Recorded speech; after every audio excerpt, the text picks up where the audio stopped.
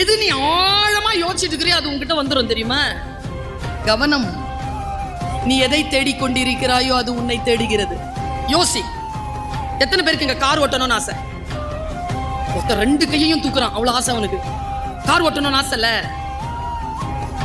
கிடைச்சிருது தெரியுமா? ஆனா எங்க பிரச்சனைனா யார் கார அப்படின்னு யோசிக்கிறது இல்லை. நிறைய பேர் டிரைவர் ஆயிடுறோம். அதே கார், அதே தனிமை, அதே 80-90 வேகம், எல்லாம் அதேதான். பிரபஞ்சம் நம்ம கேட்டோமா கொடுத்துருச்சு.